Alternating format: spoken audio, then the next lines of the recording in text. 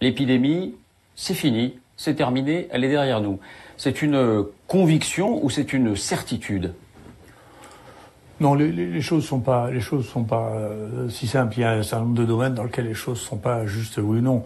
Les courbes épidémiques en général ont cette forme-là. La plupart des courbes épidémiques des maladies saisonnières qu'on a se présentent comme ça, qui sont une courbe en U avec une queue d'épidémie qui s'allonge plus ou moins, mais qui est ce que nous on voit. Et donc ce que j'avais communiqué au président, d'ailleurs, je pense que ça a pesé dans la balance de la décision des confinements, puisque on voyait que si la pente continuait comme ça, c'est au mois de mai que les choses disparaîtraient ou deviendraient entièrement marginales.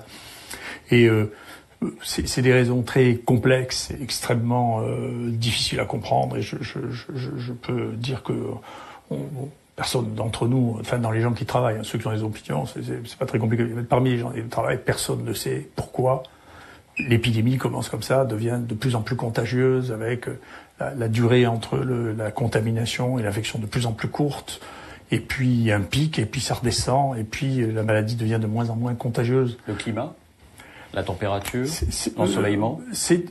Les maladies infectieuses, en particulier les épidémies, ne sont que des maladies d'écosystème. Et donc tout ce que vous pouvez rajouter sera peut-être vrai en partie. Mais dans votre esprit, il n'y aura pas de rebond dans les semaines qui viennent. Mais est-ce qu'il n'y aura pas non plus de deuxième vague? Autrement dit, le virus ne reviendra pas à l'automne pour vous? Ah non, mais j'en sais rien du tout. Si vous voulez, l'histoire du rebond, c'est-à-dire du dos de chameau, si vous voulez, c'est de l'émotion.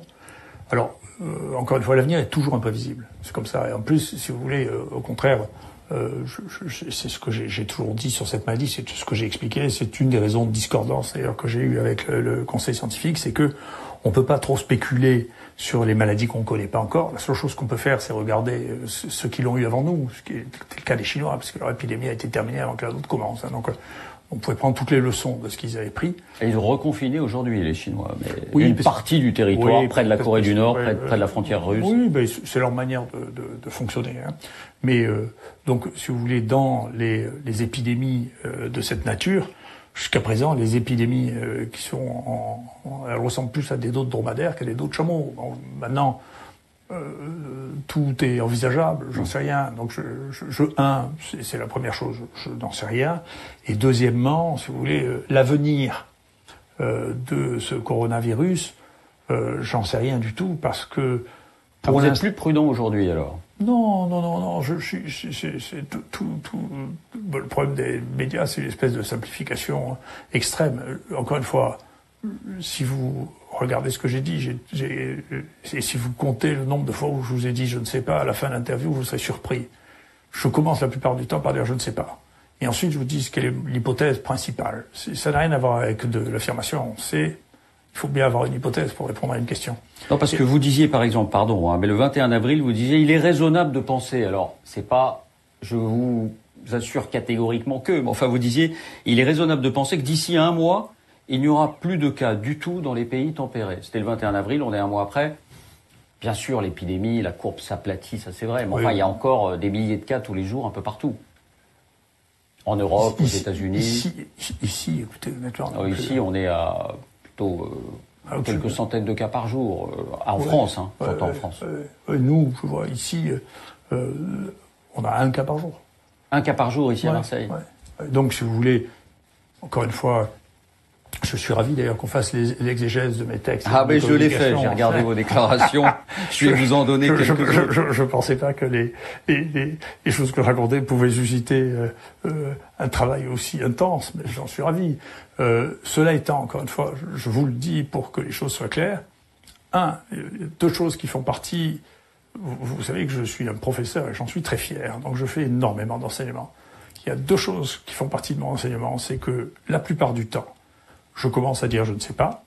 Ce que j'enseigne à mes étudiants en thèse, c'est à dire je ne sais pas. La seule fois où je me mets en colère contre mes étudiants le jour de thèse, c'est quand ils répondent à des questions auxquelles ils ne savent pas répondre et ils se croient obligés de répondre. Il ne faut pas le faire. Le principe même de séparer les gens qui ont connaissance de ceux qui ne l'ont pas, c'est être capable de connaître les limites de sa connaissance.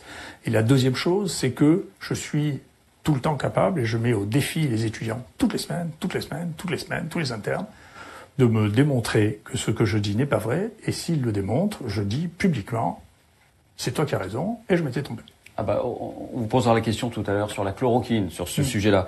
Mais d'abord, simplement, vous aviez été jugé à ce point catégorique que le ministre de la Santé, Olivier Véran, vous avez quand même répondu, quand vous aviez dit l'épidémie c'est terminé, Didier, tu es un bon médecin, un bon chercheur, un excellent virologue reconnu, mais tu n'en sais rien, 2, tu t'es planté la première fois quand tu pensais qu'il n'y aurait pas de première vague. Donc voilà, Olivier Véran, moi, je commente pas non plus jamais ce que disent les gens. D'abord parce que je veux pas être désagréable. En plus, il a l'âge d'être mon fils, donc j'ai beaucoup d'indulgence pour lui, si vous voulez. Je trouve qu'il est dans une situation complexe. Si on m'avait proposé le même métier, je l'aurais pas fait parce que j'aurais considéré que j'étais incapable de le faire. Et donc, il dit ce qu'il pense et puis il joue son rôle. Et puis, encore une fois, chacun joue son rôle. Lui joue le sien, moi je joue le mien. Et sur vos déclarations sur la première vague, là vous vous dites j'avais été imprudent, parce que j'en rappelle quelques-unes. Fin janvier, il y a 3 Chinois qui meurent, ça fait une alerte mondiale, l'OMS s'en mêle, on en parle à la télé, c'est fou, on a perdu toute lucidité. Plus récemment, en mars, dans la Provence, je doute que ce virus fasse 10 000 morts dans le monde. Il en a fait 345 000. Non, il avait déjà fait en mars 10 000 morts. Qu'il fasse un... Peu importe. Encore une fois, je ne veux pas parler de ce qui est médié. Je continue à penser. Alors, si vous voulez savoir... Pardonnez-moi, parce que vous n'êtes pas le seul dans ce cas. Beaucoup de médecins, d'épidémiologistes ont sous-estimé l'épidémie au départ. Si vous regardez ce que je dis et j'écris, encore une fois, je dis toujours, écoutez, j'en sais rien, l'avenir est imprévisible. C'est ma nature. Vous savez bien jusqu'à quel point j'ai des difficultés à croire à la modélisation et je ne crois pas plus à la mienne qu'aux autres.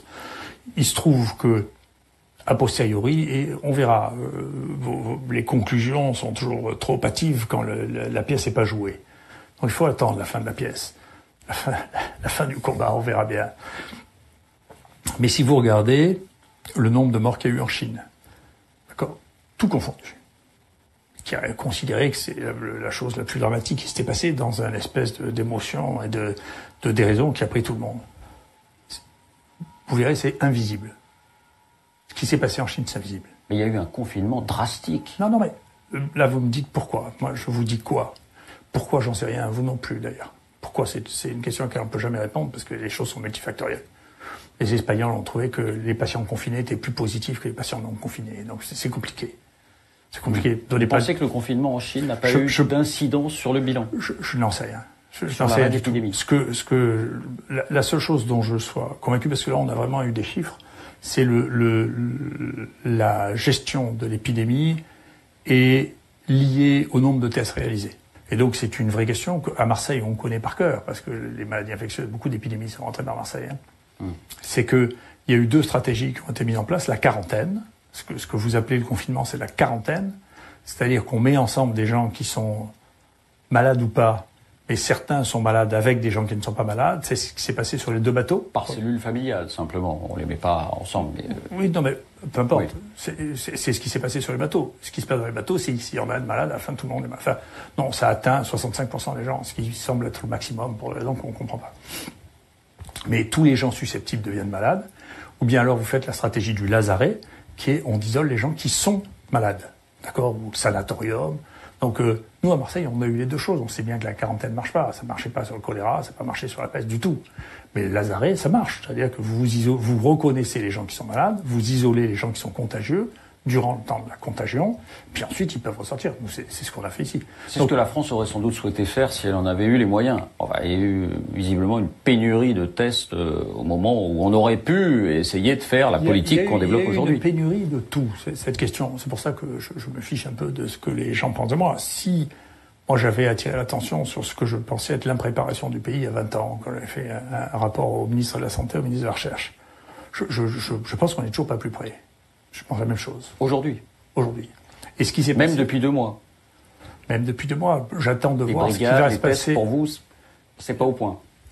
Encore une fois, on verra bien. Pour l'instant, il est possible que quand l'épidémie tirera effectivement 10 cas par jour, on sera capable de faire ce qui aurait dû être notre capacité, c'est de faire entre 60 et 100 000 tests par jour. On comprend que vous êtes sceptique sur notre capacité aujourd'hui à tester encore. Je vois, si vous voulez, ici, pour pouvoir travailler, il n'y avait pas. Honnêtement, pour pouvoir travailler ici, il a fallu importer des gants dans des conditions acrobatiques, des masques dans des conditions acrobatiques, des blouses dans des conditions acrobatiques, parce que le pays ne pouvait pas les fournir. Donc c'est pas seulement une question de test. C'est nous n'étions pas Et ça pose une question qui est bien au-delà de nous, c'est puisque nous n'avons plus de manufacture en plus, on doit compter sur la Chine ou sur l'Inde pour pouvoir nous donner qui des médicaments, qui des vêtements, qui des gants, qui des masques, parce que nous ne les produisons pas. C'est-à-dire que on n'a plus d'autonomie et on n'a pas de stock. Et donc, c'est pas seulement les tests. Les tests, ils existent pour dire la vérité. On pouvait faire des quantités de tests. J'ai eu une discussion très marquée avec Delfrécy à ce sujet, parce que il y avait, par exemple, les laboratoires vétérinaires ont écrit à tout le monde en disant, nous, on peut faire des dizaines de milliers de tests, et nous, ils nous ont donné de quoi faire des milliers de tests ici, ils nous ont donné. Ils ont dit, écoutez, problème d'organisation de l'État et de la machine d'organisation, de décision, et puis de mettre les objectifs. Je crois ça, peut-être je suis une famille de militaires, il faut mettre les objectifs avant de se poser la question des moyens. On met les objectifs et ensuite on essaie d'ajuster les moyens. C'est ce que De Gaulle disait quand il disait l'intendance suivra. Alors, l'intendance doit suivre les objectifs et pas les objectifs ne doivent pas suivre ce que l'on croit être l'intendance, qui n'est pas l'intendance, mais ce que l'on croit être l'intendance. Alors je reviens à la situation d'aujourd'hui. Vous pensez que l'épidémie, même si vous dites en premier, je ne sais pas, mais on a des raisons de croire que l'épidémie est derrière nous. Est-ce que ça signifie pour vous, le gouvernement a une décision à prendre là en fin de semaine sur la deuxième phase du déconfinement, qu'on peut se permettre de déconfiner un peu plus largement? Vous savez, je ne me suis jamais prononcé sur le déconfinement en termes de décision politique. Globalement, pas d'ailleurs. J'ai évité de me prononcer en termes de décision politique parce que les décisions politiques sont multifactorielles. Il n'y a pas que la transmission ou les virus dans la décision politique. C'est une partie de la décision politique. Le confinement, moi, la chose dont j'avais le plus peur, que j'ai exprimé à plusieurs reprises, ce qui explique probablement, si vous êtes suffisamment intelligent pour le comprendre, ce que je pense, c'est que ce dont j'ai eu le plus peur, c'est de la peur. J'ai peur de la panique. Profondément. C'est l'histoire de ma famille. Ma famille a vu la débâcle, si vous voulez, avec terreur, voir 11 millions de gens partir sur les routes de terreur. Si vous voulez. Et donc, je pense que la peur, il y a plus de gens qui sont morts dans la débâcle que de gens qui sont morts dans la première partie de la guerre. Plus que de soldats. La peur est terrible. Et donc, si le confinement a aidé à gérer la peur, alors c'était une très très bonne décision politique. Je ne le sais pas. Mais si, oui, ça a empêché des conduites dangereuses et ça a évité la panique, alors ça a été une bonne décision. Et ça, c'est pas à moi de la prendre comme décision, c'est même pas à moi de la juger. Quand on vous entend, on a quand même toujours l'impression que on aurait pu se passer du confinement. Parce que là, vous en dressez les mérites, mais quand vous le faites, c'est pas tellement par rapport au virus, c'est plutôt par rapport à la peur du virus. C'est parce que c'est une décision politique. Encore une fois, vous savez, d'abord, comme je vous ai dit, les épidémies sont des maladies d'écosystème dans lesquelles tout compte. Donc tous les éléments comptent. Donc c'est très difficile, mais vous pouvez pas. Oui, il y a pas. Vous pouvez pas. On peut pas actuellement dire, écoutez, on a la preuve. Regardez, vous comparez un pays dans lequel on a confiné, un pays dans lequel on n'a pas confiné, et il y en a un dans lequel il y a eu plus de cas, et l'autre dans lequel il n'y a pas eu plus de cas, même si l'environnement de l'écosystème apparaissait équivalent. Vous avez qu'à voir. On n'arrive pas très bien à comprendre. On regarde avec beaucoup d'attention ce qui s'est passé dans les pays scandinaves et la Finlande. À peu près le même climat, la même population, le même background génétique. Ils ont eu des épidémies qui sont complètement différentes et qui sont pas liées spécifiquement au fait qu'il y a eu un confinement, pas de confinement. Je vous dis, la seule chose que nous on voit en termes de cas, c'est et en termes de contrôle et de durée de l'épidémie, c'est alors là, en revanche, va de soi pour quelqu'un comme moi qui fait ce métier-là, c'est que si on isole on isole les maladies contagieuses, il y a moins de cas quand même. Et globalement, on a le sentiment aussi que vous pensez que on en a fait trop sur ce virus et que au final, le jeu n'en valait peut-être pas la chandelle. Là, je parle pas seulement du confinement, je parle globalement. Non, mais on a l'impression que c'est votre sentiment. Globalement, on a une hyperréactivité. Et encore une fois, moi, j'attends toujours, si vous voulez, j'attends toujours que l'on puisse faire les comptes. Bon, on fera les comptes, on verra bien, si vous voulez, on verra bien si... Mais là, on est à 350 000 morts quasiment dans le monde. Oui. Alors, est-ce que vous estimez que c'est une épidémie de grande ampleur? Encore une fois, il y a eu le confinement dans la plupart des pays. Ou bien que ce bilan, finalement, n'est pas si terrible que ça. Encore une fois, on comptera la fin. Vous savez, il meurt plusieurs millions de personnes d'infections respiratoires par an dans le monde. On verra. Moi, je peux vous dire ce qui se passe, alors, parce que ça, je le suis de très près à Marseille, vous voyez. À Marseille, le nombre de morts par infection respiratoire ou le nombre de morts tout court sur les 5 premiers mois est à peu près du niveau de 2019-2018 et inférieur à celui de 2017. Donc, si vous voulez, c'est intéressant ce qui s'est passé, mais ça change pas les choses d'une manière qui est drastique. C'est le cas dans un certain nombre de régions françaises, à l'ouest notamment, qui ont été peu touchées par la contamination. Oui, et puis, encore une fois, pour des raisons qui sont étranges, que je serais bien incapable d'expliquer, on a eu très peu de morts par la grippe cette année, on a eu très peu de morts par un grand tueur, qui est le virus respiratoire syncytial, qui tue énormément dans le monde, énormément. Moins de morts cette année avec ça, je ne sais pas pourquoi. Et donc, ça a été remplacé. Bien sûr, il y a eu des morts par le Covid, il y a eu pas mal, donc c'est visible. On voit un pic qui s'est passé plus tardivement que ce qu'on voit d'habitude, puisque ce qu'on voit d'habitude, c'est plutôt l'hiver, et là, c'est plutôt le printemps. Mais les comptes, quand on regardera les comptes de ce qui s'est passé, il y a 2 zones dans lesquelles ça va marcher, dans lesquelles ça va changer les choses, c'est l'Île-de-France et le Grand Est. Alors là, il s'est passé quelque chose. Et donc, ça sera intéressant de comprendre ce qui s'est passé là, quand même. Alors, là, oui, là, il y a une surmortalité. Alors, la chloroquine. Ouais. Dernière décision en date, le Haut Conseil de la Santé publique, arrêt de la prescription de votre traitement pour les formes graves dans les hôpitaux. Ce qu'il faut bien comprendre, c'est que votre traitement, hydroxychloroquine, plus cet antibiotique qu'on appelle l'azithromycine, combinaison des deux, était jusqu'à présent autorisé dans les hôpitaux uniquement en cas de forme grave. Là, le Haut Conseil à la Santé publique vient de dire ce n'est plus autorisé dans les hôpitaux pour forme grave. Votre traitement, quelle est votre réaction ? Si vous voulez, comme il n'y a plus de malades, ça ne me touche pas beaucoup. Donc, ça aurait été plus gênant il y a un mois, si vous voulez, parce que ça nous aurait bien... Enfin, c'est un désaveu. Non, mais encore une fois, vous savez, les mondes dans lesquels on est sont différents. Moi, mon monde, si vous voulez, ne se limite pas ni au périphérique parisien, ni même à l'Hexagone. Vous savez, je suis né... Pour vous, le Haut Conseil à la Santé publique, c'est le périphérique parisien ? Non, mais c'est une opinion comme une autre. Si vous voulez, je m'en fiche un peu. Théoriquement, c'est l'élite scientifique ou médicale française sur ces questions-là et qui émet des jugements. On a besoin de jugements, on a besoin d'appréciation. Écoutez, je suis pas sûr que... J'ai eu plusieurs fois l'occasion de le dire.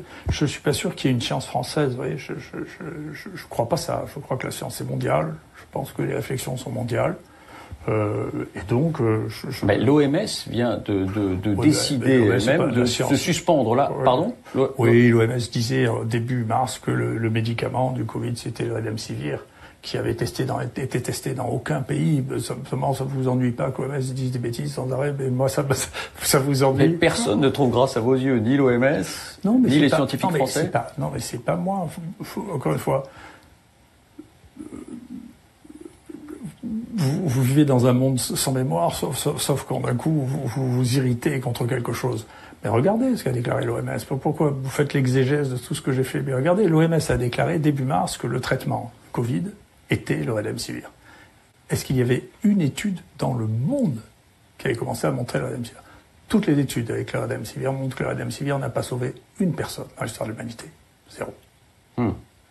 Bon, et donc, on peut dire dans cette crise, tout le monde est faillible, tout le monde a tapé à côté, bien sûr, tout le monde est faillible.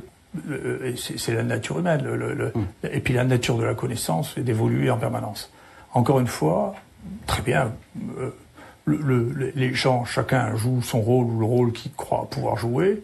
C'est une chose. Vous savez, moi j'avais été très surpris. Vous avez, il y a 2 personnes qui ont fait un début de pétition, on peut dire comme ça, ou une intervention très franche, qui sont le prédécesseur du président du comité de santé publique et le prédécesseur du directeur de la NSM. Ils ont dit qu'ils étaient d'accord avec quoi. C'est intéressant. Donc vous voyez que c'est pas de la science brutale, c'est des humains qui ont une opinion. Est-ce qu'on découvre que la médecine, que la santé n'est pas une science exacte, mais nous-mêmes, nous, journalistes, publics, nous ne savons pas quoi penser. Nous sommes... voilà, un coup on se dit tiens ils ont raison et un coup on se dit c'est le professeur Roule qui a raison. Alors c'est tout le problème qui est un problème de fond qui se pose pour vous depuis longtemps, le vrai problème c'est la crédibilité, c'est qui est crédible.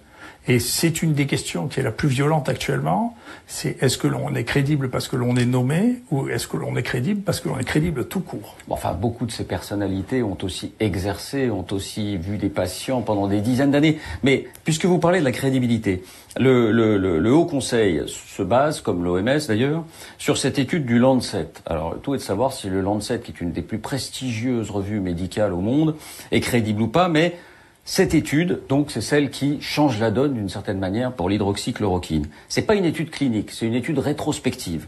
Donc le Lancet, enfin les 4 grands professeurs qui ont mené cette étude, ont extrait des données à partir de... Ils n'ont pas vu un malade. Ils n'ont pas vu un malade eux-mêmes. Ils en ont vu dans leur vie, hein. Mais là, pour cette étude, ils n'ont pas vu un malade. 96 000 dossiers de patients venant de 671 hôpitaux dans le monde. Et ils ont fait 5 groupes. L'un des groupes, c'est les personnes qui ont pris de l'hydroxychloroquine associée à cet antibiotique, le traitement que vous suggérez. C'est plus de 6 000 personnes dans ce groupe quand même, hein. Et puis ils l'ont comparé à un groupe de 80 000 personnes qui n'avaient pris aucun traitement.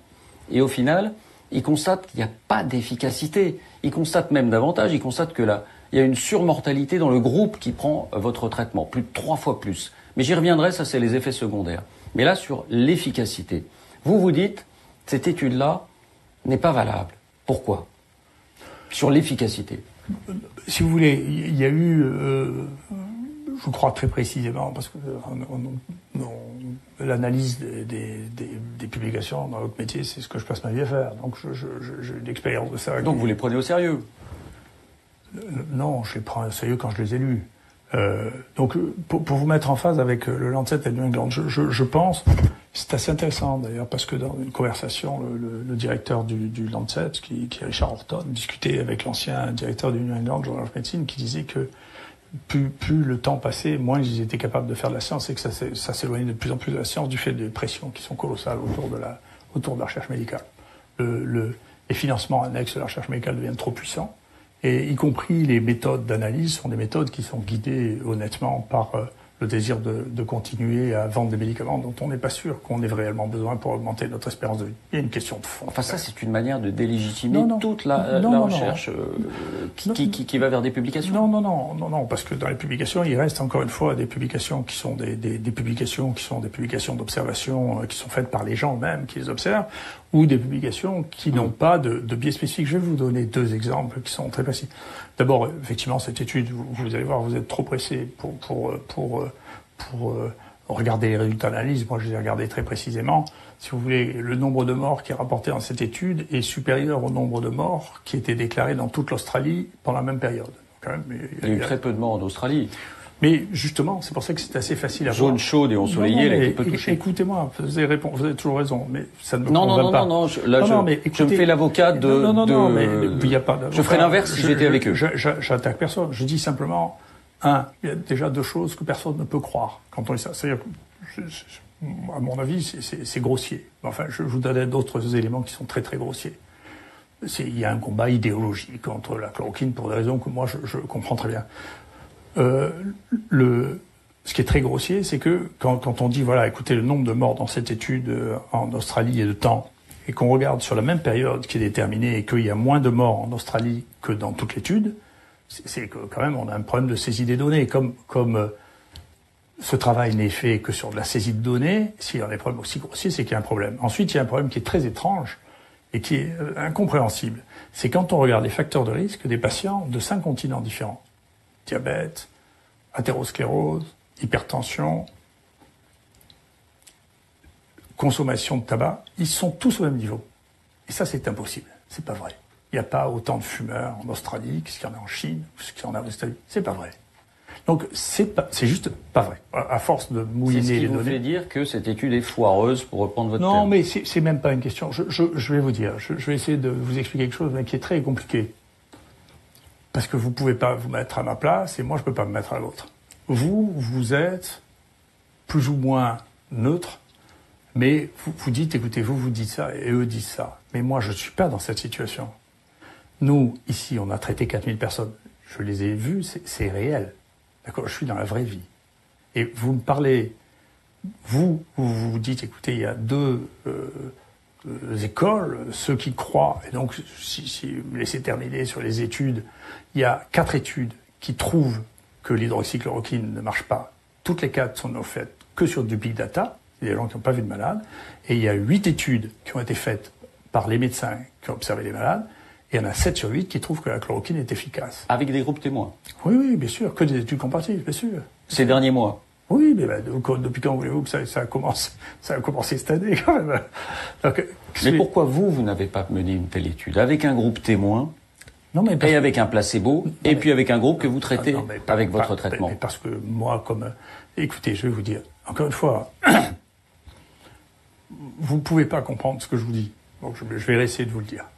Mais à travers moi, c'est aux gens que vous vous adressez. Et qui se demandent pourquoi vous n'avez pas fait cette étude randomisée, comme on dit. Non, détrompez-vous, les gens ils pensent comme moi. Vous croyez qu'ils pensent comme vous, mais vous vous trompez. Ils sont divisés. Non, détrompez. Vous voulez faire un sondage entre vous et moi? Non, mais moi je suis pas de la partie. Moi je fais que poser des questions. Vous voulez faire un sondage entre Véran et moi pour voir qui y croit? Vous voulez voir ce que c'est que la crédibilité? À Marseille, je suis certain que vous avez un taux record. En France, faites-les sondages. En France, les gens se posent la question. Faites les sondages. Regardez, moi je les ai vus, les sondages d'Odexa. Je les ai vus. Donc, mais est-ce que c'est une raison pour clore le débat, quand bien même les gens seraient derrière vous? Non, les gens comprennent ce que je fais.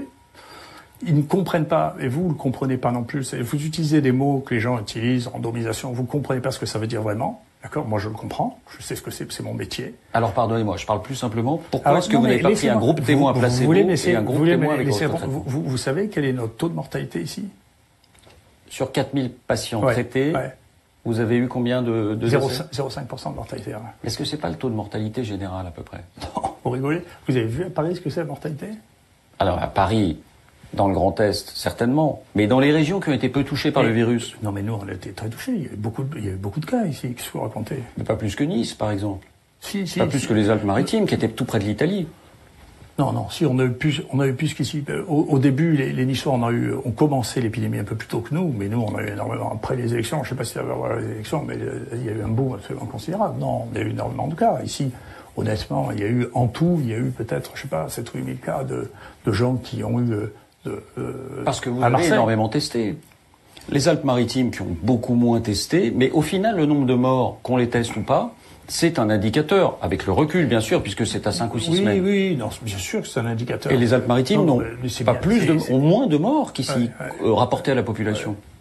Bien sûr, mais encore une fois, dans les épidémies, il y a plusieurs facteurs. Il y a des facteurs, l'urbanisation, encore une fois, c'est une maladie d'écosystème, donc le degré d'urbanisation est un élément, c'est le degré de population dans une ville donnée. Donc nous, on a un degré d'urbanisation ou de densité de population qui est comparable au Rhône, par exemple, donc qui est un bon comparateur.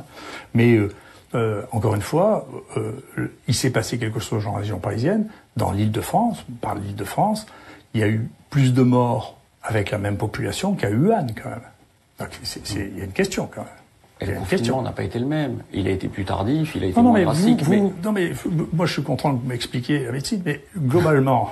Non, pardon, encore une fois, je donne les arguments. Non, mais je vous remercie. C'est intéressant.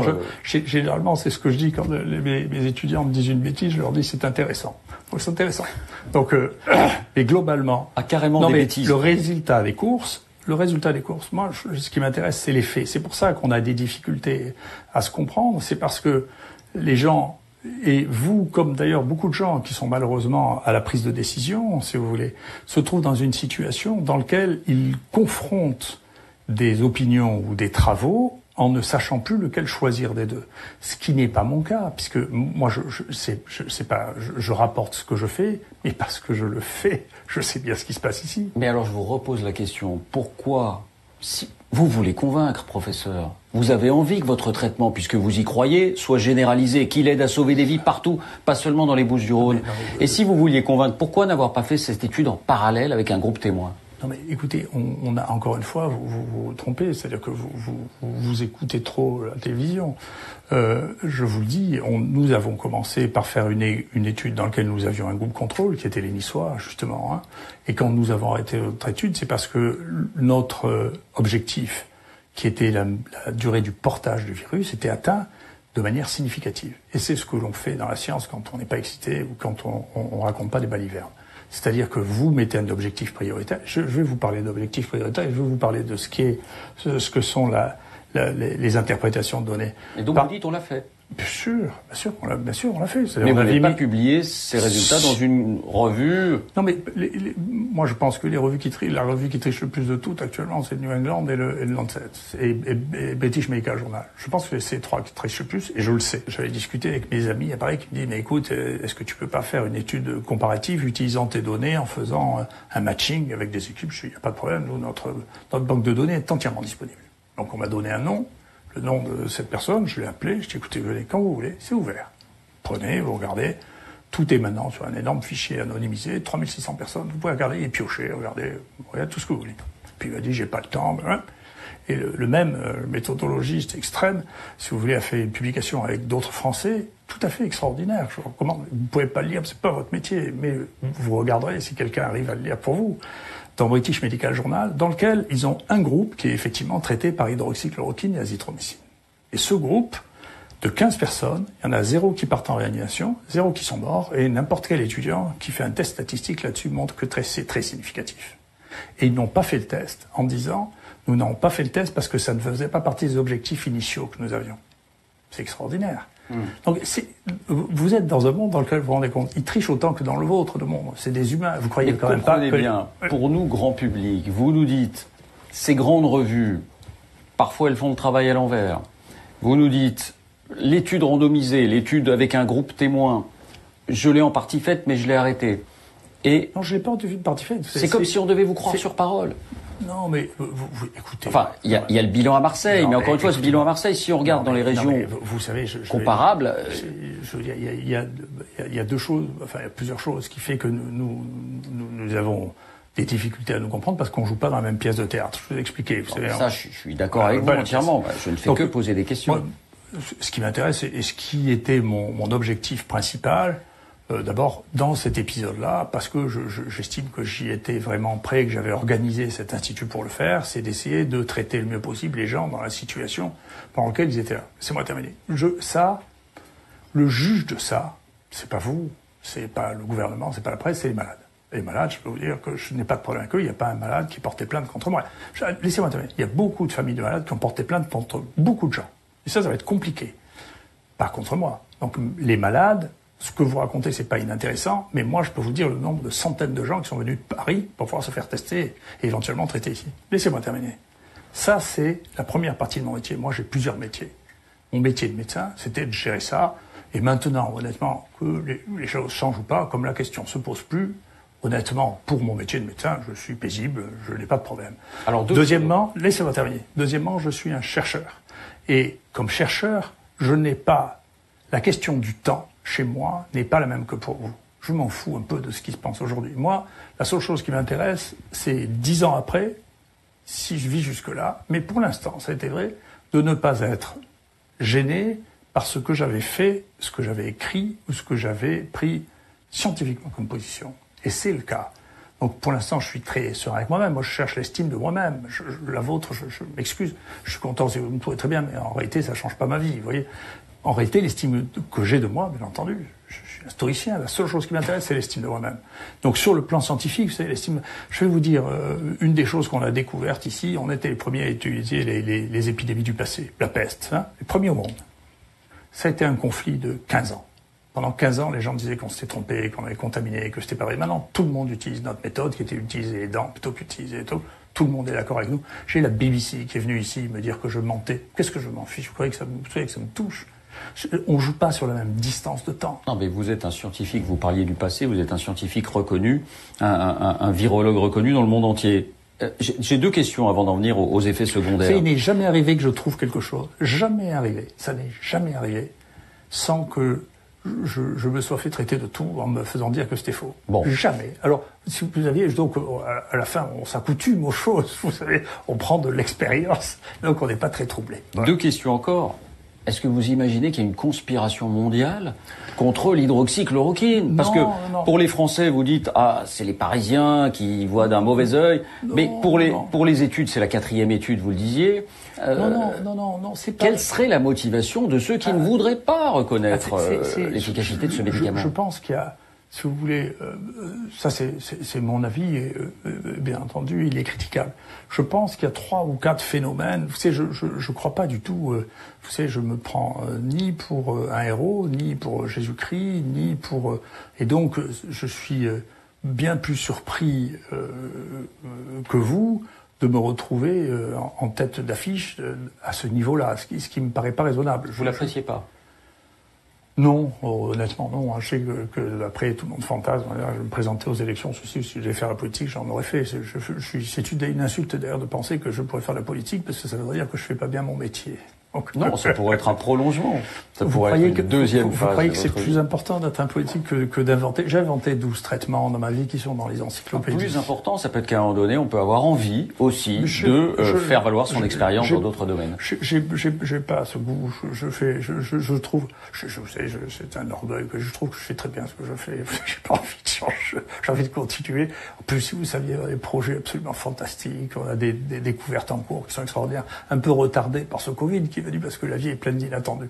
Alors pourquoi tout le monde est contre l'hydroxychloroquine? Est-ce qu'il y a une volonté d'être contre l'hydroxychloroquine? Je vais essayer de vous expliquer, mais vous savez, les explications demandent un peu de réflexion. Donc il y a des phénomènes considérables qui sont en train de se mettre en place. Il y a un premier phénomène monstrueux qui est, on assiste à quelque chose qui déséquilibre notre monde de manière très puissante, qui est le changement du centre de l'innovation et de la puissance technologique qui est parti en Extrême-Orient. C'est eux qui font toute la manufacture. Moi, à mon niveau, c'est mes seuls rivaux. C'est ce que je pense. Il n'y a personne en Amérique ou en Europe qui joue à ma cour en termes de science sur les micro-organismes. Rien que ça. Il n'y a que les Chinois. Les Chinois, les Coréens, les Taïwanais. Vous savez, moi j'ai trouvé... Taïwan n'a pas utilisé l'hydroxychloroquine. Non, mais c'est pas, faites pas de raccourcis. J'essaie de vous expliquer les choses comme si je pouvais vous les expliquer. J'arrive à les expliquer à mes étudiants, vous devriez pouvoir suivre. Donc la première chose, c'est celle-là. Il se passe quelque chose. Vous savez, moi j'ai trouvé plus d'un tiers des microbes qui infectent l'homme quand même. Donc je vois ce que c'est le niveau de compétition. Je le vois monter avec beaucoup les seuls qui aient des séries qui soient comparables aux nôtres, c'est eux. Les seuls qui aient des gestions dans lesquelles il y a une innovation dans toute cette maladie. Vous savez, les seuls qui aient innové, c'est les Chinois et c'est nous. Il faut dire la vérité. On a une quantité de choses que les gens regardent pas parce qu'ils se préoccupent juste d'une chose, mais on découvre une quantité de choses extrêmement intéressantes. Donc il y a un basculement du monde qui pour moi n'est comparable qu'à ce qui s'est passé avec la Renaissance avec l'Europe. Donc il se passe quelque chose qui est extrêmement important, qu'on sent tous. La deuxième chose, qui est une chose extrêmement troublante, extrêmement intéressante, c'est que depuis un siècle et demi, notre civilisation avance, bien entendu, avec l'idée du progrès, que dans ce progrès, il y a l'augmentation fantastique, la multiplication par un peu plus de 2 de l'espérance de vie, et que cette époque est révolue. Voilà, le progrès là-dessus, on va pas plafonner à 80 ans, peut-être à 85 ans, on va pas vivre 120 ans. C'est quel est le lien avec l'hydroxychloroquine? Écoutez, soyez patients, c'est terrible ça. Vous comprenez pourquoi? C'est difficile, c'est si nerveux.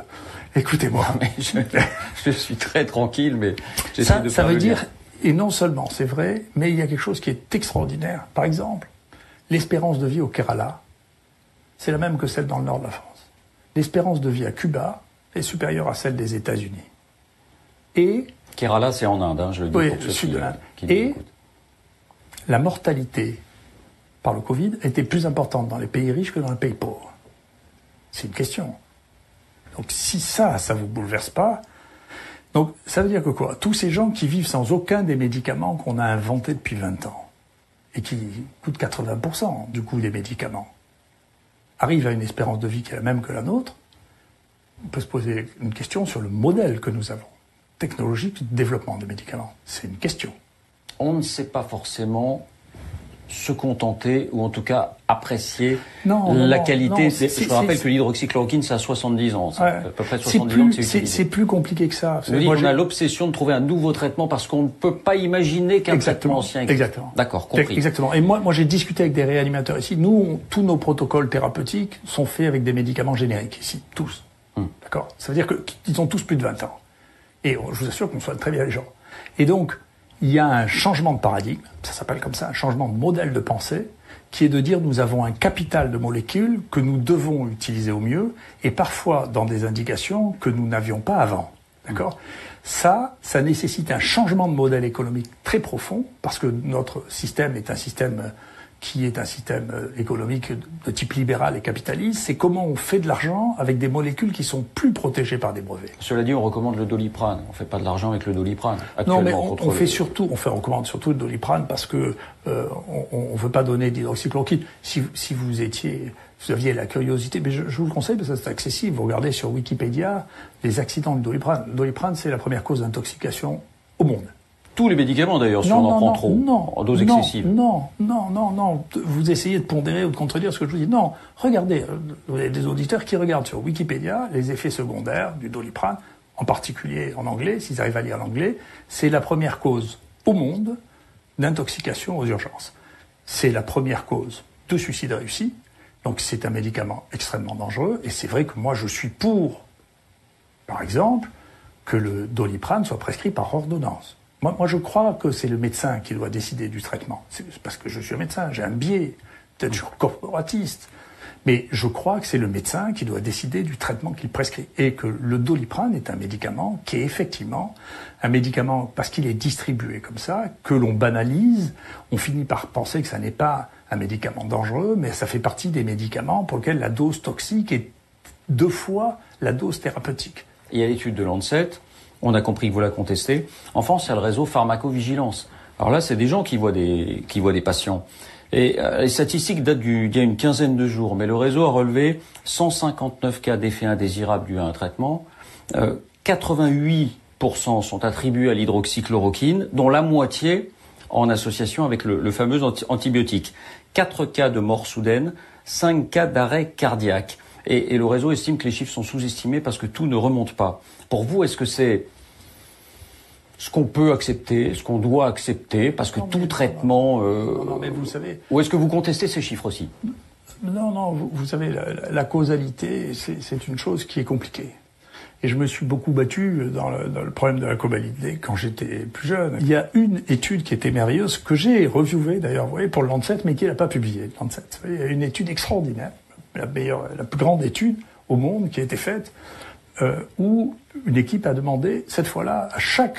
C'est l'association des rhumatologues mondiale qui a fait ça, qui a demandé à chaque rhumatologue ces données sur les prescriptions d'hydroxychloroquine chez les gens qui ont des polyarthrites rhumatoïdes, parce que c'est prescrit énormément. L'hydroxychloroquine, c'est un médicament qui est prescrit en rhumatologie de manière extrêmement banale. Et nous, les doses qu'on utilise, c'est celles qu'on utilise pour la polyarthrite rhumatoïde, c'est les mêmes.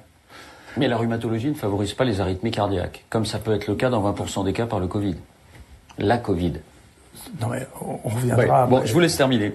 Donc, il y a, donc, sur 800 000 personnes, donc, il n'y a pas, c'est encore plus qu'aux 80 000 du Lancet, vous voyez, sur 800 000 personnes, il n'y a aucune augmentation du risque d'arrêt cardiaque, ni de trouble du rythme cardiaque. 800 000 personnes, c'est beaucoup, hein. Donc, si vous voulez, puis moi, je vois, vous savez que j'ai des liens avec l'Afrique, mais mes amis africains rient beaucoup avec la chloroquine et l'oxychloroquine, ça fait beaucoup rire, hein. Ça fait beaucoup rire quand on parle de problèmes cardiaques. Oui, bien sûr.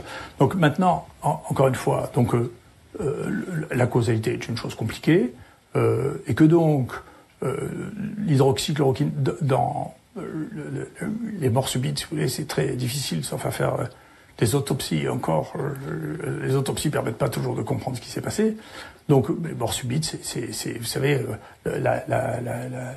pendant 50 ans, on a accusé les vaccins d'être à l'origine des morts subites du nourrisson, parce qu'on comprenait pas pourquoi ils mouraient. Donc il y avait un vaccin. La seule chose qu'on trouvait dans leur histoire qui était un peu atypique, c'est celle-là. Et la causalité, j'en doutais pas. Vous savez, je vais vous dire une chose. Professeur Raoult, attendez. Ouais. Rien ne pourrait vous faire changer d'avis. Donc les études internationales, les effets secondaires... globalement... Vous ne doutez pas, en fait. C'est pas... C'est pas ça. J'essaie de vous expliquer quelque chose que je n'arrive pas à vous expliquer, mais ça m'étonne pas, parce que j'ai des difficultés à l'expliquer. C'est pas une question d'opinion. C'est le praticien qui parle. Vous savez, ici, pendant 2 mois, tous les matins, comme je sais pas, vos techniciens l'ont aperçu, tous les matins, on passe 1 heure ou 1h30 ensemble, à 8 heures, pour faire le point de tout ce qui s'est passé. Il y avait ici jusqu'à 75 malades hospitalisés, on regarde pour chacun, qu'est-ce qui se passe, qu'est-ce qui est arrivé, etc. À 10h30, et on se donne un certain truc. À 10h30, on a tous les résultats de virologie, et donc on décide qui c'est qui est plus contagieux, qui c'est qui peut sortir, qu'est-ce qu'il fait. Tous les jours. Et vous croyez qu'on a laissé échapper quelque chose? Il y a en tout, qui sont passés ici, en tout, des gens qui sont passés, il y en a qui sont passés en réa, il y en a qui ont eu le traitement qu'on voulait leur donner, d'autres qui n'ont pas pu le prendre, ou d'autres qui ont refusé. En tout, on a eu 36 morts. Les 36 morts, on a les regardé, il y a un de mes collaborateurs qui a passé 1 semaine pour regarder très très précisément de quoi ils étaient morts. Il y en a un tiers qui sont morts après la réanimation de surinfection bactérienne. Il y en a qui sont morts parce que ils étaient au bout de leur histoire à 85 ou 90 ans. Il y en a un qu'on aurait pu rattraper parce qu'il a fait une embolie pulmonaire. Et c'était au début, avant qu'on sache qu'il fallait les anticoaguler. Donc on sait très bien de quoi ils sont morts. C'est pas virtuel ce qu'on fait. Donc on pourra pas sortir d'accord, puisque moi je resterai avec les 4000 malades qu'on a testés ici. Vous vous direz, mais c'est vous qui le dites, puisque moi je suis le médiateur entre mes malades et vous. Déjà c'est médier ce que je vous dis pour vous, mais pour moi c'est pas médier, moi je suis en prise directe avec. Mais d'un mot, vous dites on a eu 0,5% de mortalité, mais encore une fois ce taux il est comparable à bien des régions qui ont beaucoup moins précis l'hydroxychloroquine. Vous croyez ça? Ah, il n'y a pas une série mondiale où il y a 0,5% de mortalité, zéro. Aucune. Les publications dont vous rapportez... Alpes-Maritimes... Non, mais je regarde simplement la mortalité. Non, mais donc vous parlez... Parce qu'au final, la mortalité, c'est ce qui fait la différence, c'est ce que vous disiez en début de... Oui, alors la mortalité, c'est ce qui fait la différence. Donc ce qui fait la différence, c'est quand vous comparez encore une fois, dans ces agglomérations urbaines, ce qu'on a fait, vous imaginez, parce que c'est très facile à faire. Sur Internet, c'est d'une facilité extrême. Vous regardez dans les agglomérations urbaines, et dans les agglomérations urbaines, il y a 2 phénomènes qui sont très spécifiques.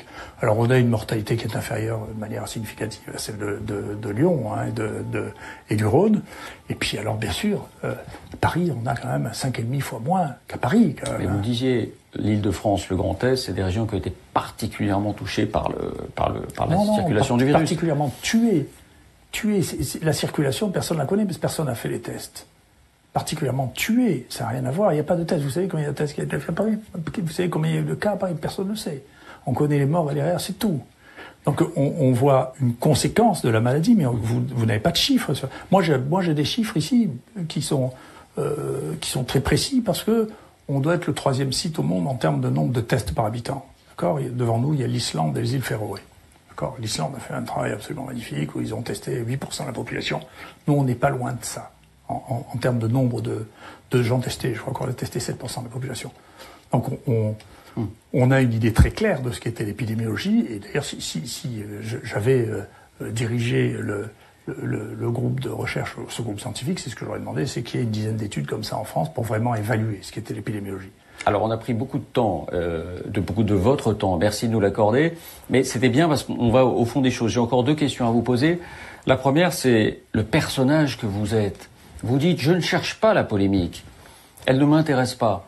Mais quand vous avez des formules comme lorsque vous étiez au conseil scientifique, parce que vous avez été nommé au conseil scientifique, vous en êtes parti en disant le consensus, c'est pétainiste. Quand vous avez des formules comme ça, c'est vrai. Vous cherchez forcément la polémique, vous cherchez forcément la lumière d'une certaine manière. Je n'ai pas dit. Attendez, vous confondez 2 choses. Le consensus, c'est pétain. Vous confondez 2 choses parce que encore une fois, vous êtes dans votre métier.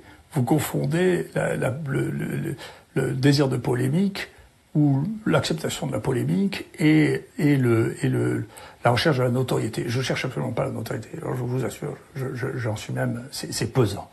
La polémique, au contraire, j'ai jamais dit que je voulais pas de polémique. Écoutez, j'adore le conflit intellectuel. Je pense même, il n'y a pas de science sans conflit intellectuel.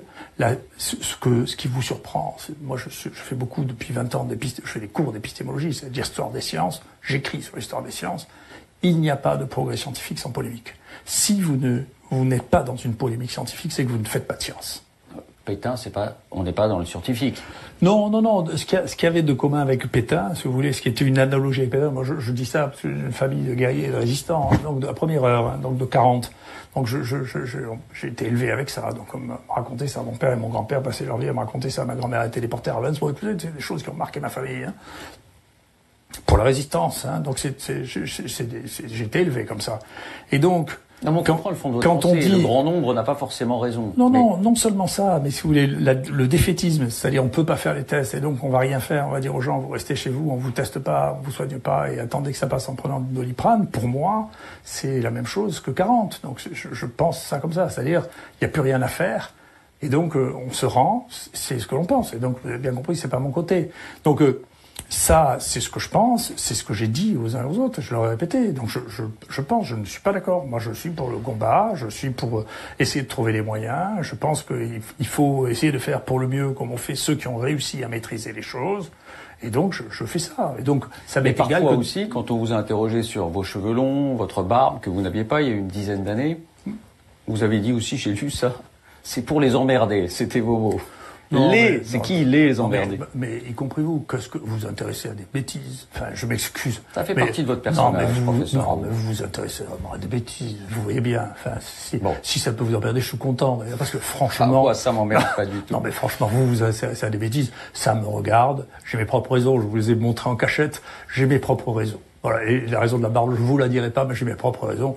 Et honnêtement, si vous imaginez que ça m'intéresse, vous avez bien vu, j'ai refusé de me faire maquiller, je m'en fous. Donc, ça m'est égal. Donc, accordez votre honneur. C'est pas mon problème. Et dernière question, la politique, vous dites ça m'intéresse pas. Vous êtes resté en contact avec Emmanuel Macron? Vous vous êtes rappelé depuis, parlé, SMS? Non, parce que moi je lui ai dit, et puis je reste comme ça, encore une fois, c'est mon histoire. Je m'excuse, je dois dire une chose, parce que j'imagine qu'il y a des oiseaux qui me voient comme de manière caricaturale. Vous savez, je suis une famille, je suis la 4e génération d'officiers de la Légion d'honneur. Je suis pas un voyou, vous savez. Et donc, j'ai un sens, je vous l'ai dit, je suis de ce pays depuis longtemps, j'aime ce pays, j'ai des liens très profonds avec l'Afrique aussi, mais je suis au service de ce pays, que les dirigeants soient de gauche, de droite ou du milieu. À chaque fois qu'on m'a demandé de participer à quelque chose, je l'ai fait. À chaque fois qu'on m'a demandé si je pouvais aider, de donner mon avis, je l'ai donné. Et donc, à chaque fois que je pense que j'avais quelque chose d'intéressant, je l'ai transmis au plus haut niveau. Et donc, je n'ai pas de rupture avec ça. Après, encore une fois, vous savez, j'ai beaucoup d'indulgence pour les gens qui font ce métier parce que je voudrais pas le faire. Donc ça, on a compris. C'est pas bon. Pas de politique. Sauf que, alors, vous avez donné votre accord pour participer à une revue qui s'appelle Front Populaire, autour de Michel Onfray notamment, et qui clairement entend défendre un nouveau discours, un discours populiste, c'est pas un terme désobligeant. Et comme vous pourfondez facilement les élites, les Parisiens, est-ce que vous vous inscrivez, vous, dans cette mouvance-là d'idées? Non, écoutez, alors je vais vous faire un aveu terrible, je ne pourfende pas du tout les élites. C'est que nous n'appelons pas les élites la même chose. Enfin, vous n'êtes pas sérieux. Parisienne, vous les pourfendez? Non, ce que je pense, c'est que Paris a une espèce de... Le Paris actuel, hein, qui n'est pas le Paris ancien, où il y a de très grande gloire, y compris dans la famille. Le Paris actuel ressemble au Versailles du XVIIIe siècle. Ce que vous vivez, ça ressemble beaucoup à Saint-Simon. Si vous lisez Saint-Simon, vous verrez, ça ressemble beaucoup. Ces espèces de chuchotements, de babillage, d'excitation par qu'est-ce qui s'est passé. Hier, la marquise disait ceci, peut-être le roi a couché avec un tel. Vous voyez, c'est un monde, pour moi, c'est un microcosme qui est déconnecté de ce qui se passe dans le reste du monde. C'est mon avis, c'est comme ça que je le vois. C'est comme ça que je le perçois. Quand ça me gêne, c'est comme ça que je le perçois. Et donc, ce que vous appelez l'élite, si vous voulez, c'est des gens qui disent nous sommes l'élite, mais vous savez, ça n'est pas l'élite pour moi. Donc c'est autre chose. J'ai rien contre l'élite. Au contraire, je suis extraordinairement élitiste. Et je pense que moi, je fais partie de l'élite. C'est affreux. je m'excuse de vous dire ça. Ah, au contraire, je pense que vous avez un problème profond, un très grand problème, c'est que vous n'êtes pas vous n'avez pas le degré de performance dans l'analyse scientifique que vous avez probablement dans l'analyse politique. C'est dans l'analyse politique, je pense qu'il y a de très bons journalistes politiques, c'est mon impression, c'est une impression assez lointaine. Hein. Dans l'analyse scientifique, si vous voulez, je vois bien que vous n'avez pas l'usage des outils qui vous permettent de savoir qui c'est qui joue en première division, qui c'est qui est international, qui l'est pas. Et donc c'est un problème que vous avez, c'est-à-dire que vous dites, mais écoutez, les scientifiques, vous devez tous penser, mais c'est comme vous disiez aux footballeurs, quand même, vous savez tous faire avec un ballon. Mais c'est pas vrai, hein. Si vous voulez, c'est les humains, il y a une échelle logarithmique dans les qualités et dans les niveaux des gens. Mais simplement, vous la connaissez pas. Et c'est un problème. Et donc, si, effectivement, un jour on avance dans la réflexion scientifique, et ça sera ou pas nécessaire, parce que le monde continuera, et encore une fois, ça, je suis même pas sûr que c'est une influence sur la longévité, on verra bien. Mais il faudra bien qu'il y ait des gens qui soient capables d'utiliser les outils que nous avons actuellement, nous, les scientifiques, pour distinguer ce qu'est l'élite scientifique du praticien scientifique modeste, ou de celui qui fait pas de science du tout. Donc ça, nous avons ces outils-là, et on les connaît. Vous, manifestement, vous les avez pas. Et donc vous êtes plus compétent à évaluer les footballeurs, si vous voulez, qu'évaluer les scientifiques. Vous savez qui c'est le scientifique le plus cité en France actuellement? Vous connaissez son nom? En quelle matière? Toute matière confondue. Allez-y.